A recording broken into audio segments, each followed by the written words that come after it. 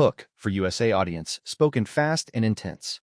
Before this story begins, hit subscribe right now, because what you're about to hear isn't just a story. It's a moment that shook the US military to its core, a moment they tried to bury, and a moment you'll never forget. Subscribe, because stories like this remind us that legends don't always wear the rank you expect. The desert heat pressed down like a living thing on the Marine Corps sniper range, the air shimmering above the sandbags and steel targets as some of the most elite U.S. Marine snipers in the world lay prone behind their rifles. Men with perfect scores in Fallujah and Helmand. Men whose breathing had been trained down to mathematics, whose trigger pull had been refined through years of war and loss. And yet, one by one, their shots missed.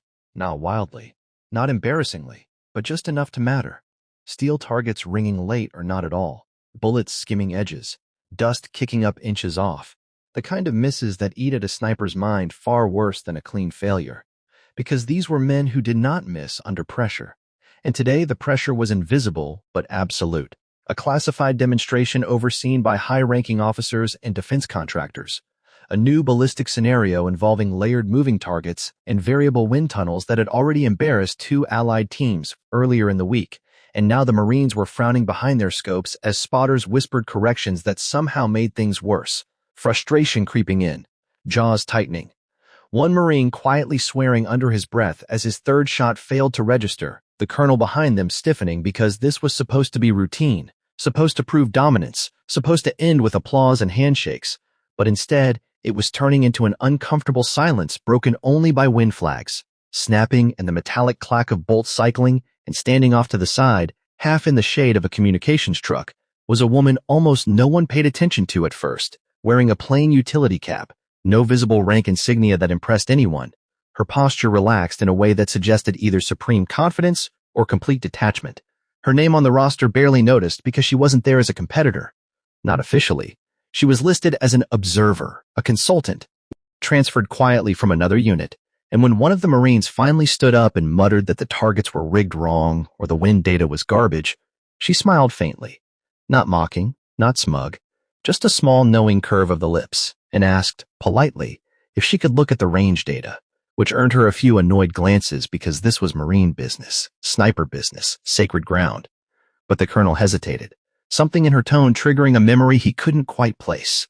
And he nodded, handing her the tablet, watching as her eyes moved not like someone reading numbers, but like someone seeing a picture behind them, a pattern. And she asked one more question, soft but sharp, asking whether the targets were layered on independent rails or synchronized micro-delays.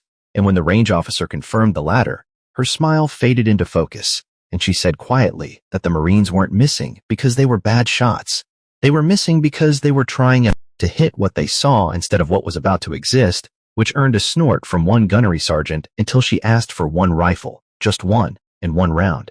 And the colonel almost said no, because this wasn't protocol, because she wasn't slotted, because this wasn't how demonstrations worked. But the silence had grown heavy enough that saying no felt worse than saying yes. So a rifle was handed over, a top-tier setup, custom glass, rifle zeroed perfectly for its last shooter, and she didn't have to adjust it much, just nudged the bipod, checked the wind with her bare hand instead of the flags, closed her eyes for a brief moment that looked almost like prayer but wasn't, and then lay down behind the rifle with a familiarity that shut everyone up. Because you can tell instantly when someone belongs behind a weapon, the way they settle into it like an extension of their body, and the range officer reminded her of the rules. Single shot, one attempt, moving layered targets, and she nodded, slow and calm, exhaled once, and fired. And what happened next was the reason the footage was classified for months, because one shot rang out, clean and unhurried, and 3 targets fell. Not sequentially, not with delays that could be explained away by mechanics, but almost simultaneously, steel crashing in a cascade that made several Marines stand straight up in disbelief. Spotters shouting, conflicting confirmations, someone yelling that it had to be a malfunction. Conflicting confirmations, someone yelling that it had to be a malfunction. But when the dust settled and the playback was reviewed frame by frame, it showed a bullet that struck the first target at a precise angle, fragmented exactly as predicted, with shards carrying enough retained energy to trigger the release mechanisms on the second and third targets. A physics nightmare that should not have been possible without intimate knowledge of the target construction, material fatigue points, and microsecond timing.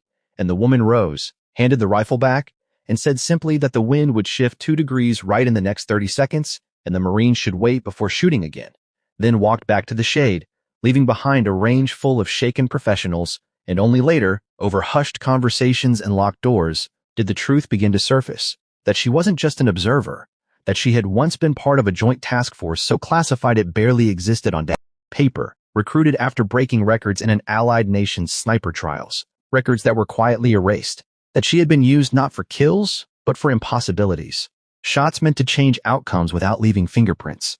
Shots designed to send messages without starting wars. And the twist that unsettled the Marines most wasn't that she was better than them, but that she had walked away once before, turned down medals, turned down promotions, because the last mission she'd been assigned had involved proving a point rather than saving a life, and she had refused, choosing obscurity over obedience, until someone high enough remembered her name when this new system failed. And as the Marines returned to the line with renewed focus, now understanding the problem wasn't their skill but their assumptions, she watched quietly, not to boast, not to teach unless asked, carrying the weight of someone who knew that being the best often meant being alone.